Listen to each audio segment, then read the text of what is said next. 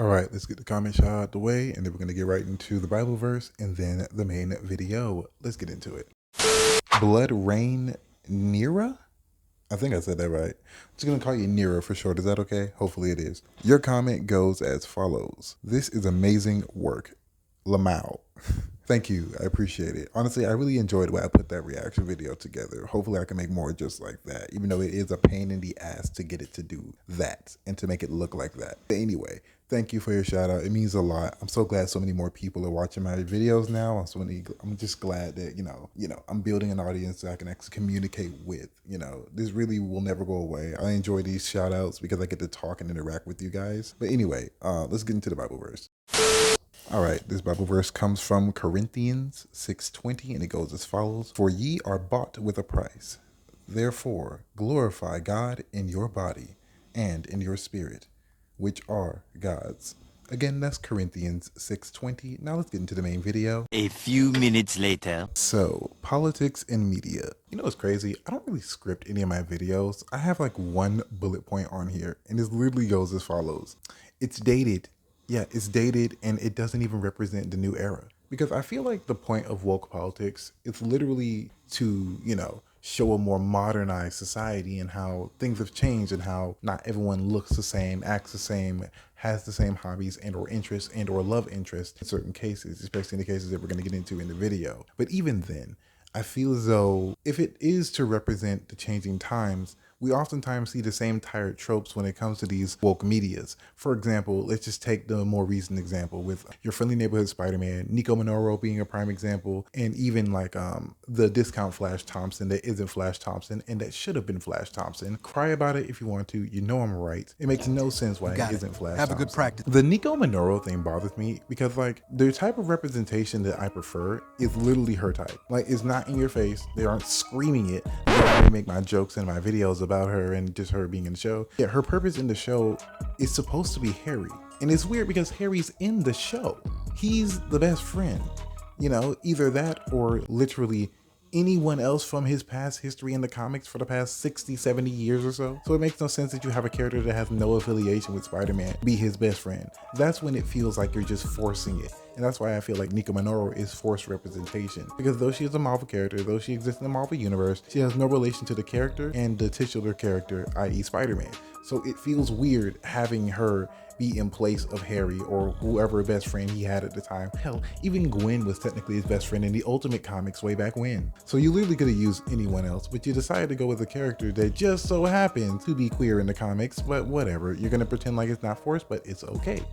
So, by the way, we're doing research for this video. I found out in the Runaways comic that Nico Minoru in the earlier runs was never expressly bisexual or queer at all. In fact, she even dated, I guess, the de facto leader of the team, Alex, who is a black man, by the way. So, yeah, I'm not sure where they started to change her exactly to being bisexual, but they basically Tim Draked her. So, yeah, anyway, back to the main video. Also, before I leave this point, yeah, just to hammer home this point, she also lip locked some random vampire guy in the earlier runs, and on top of that, later on, she started dating some other random blonde guy. So again, it's been pretty consistent that she was dating guys. So yeah, again, I don't know where this came from.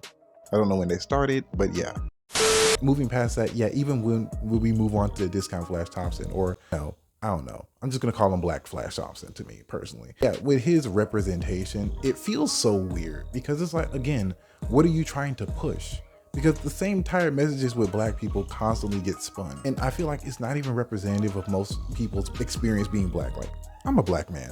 I'm 6'2", and I weigh almost 200 pounds. Damn. I'm sorry. I've never had a single negative encounter with a police officer. I feel like that's similar for a lot of black people nowadays. Because if people have changed, then show that.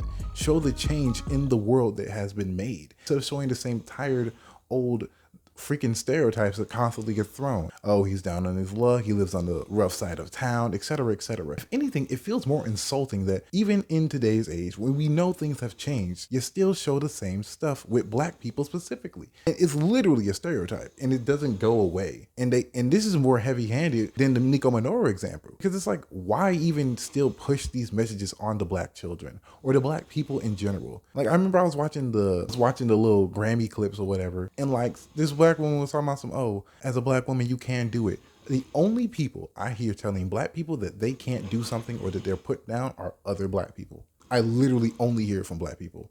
I never hear from anyone else nowadays. And again, that's the problem. We don't live in that day and age, but so many black people still pretend as if we do, as if we don't have every freedom and every right that every other race has. In America anyway. Let me be very specific. I know someone's going to be whittling away in their freaking comment sections, but be honest. Who is this representing and who is it for? Because it definitely isn't representative of my generation. It's not representative of even the last generation. Like, I just don't understand it. It isn't bad to show progression, actual progression and actual progressivism, or if you're gonna do it, at least do it right. Even Naomi, it was just like, yeah, no, it just don't do it. Even in comics, when you see, more modernized characters, let's just go with the more famous example being Miles Morales. This one bothers me because I have had so much beef with Miles and I will still have it to this day. Not gonna convince me that Miles is a good character. Because the only people who talk about Miles is people who talk about literally nothing but his power set and him being Spider-Man, and that's it. They don't talk about the story arcs he goes on, talk about the things he's going through because they aren't interesting. What's happening recently in the modern comics with Miles? Well, he's teaming up with Black Panther and the Wakandans, and now he's fighting them apparently, I guess. Cool.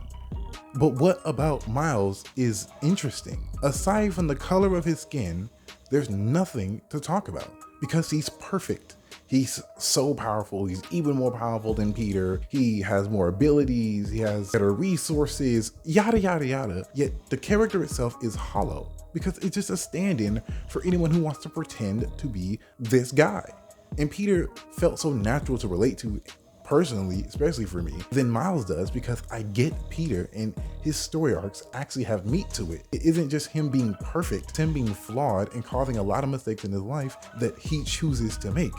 And he becomes a better person outside of it. And I just don't understand why this is so hard to translate to minority characters. It's almost like people are afraid to show minority characters with flaws because they're afraid of the optics. At the end of the day, people are flawed, including minorities. So not having this representation for minorities is irritating. Naomi, another example and another creation, just so happens to be created by the guy who made Miles. I know, right? Coincidence? I think not. No. A uber powerful DC character with zero flaws. And everyone loves her, including Batman and Superman.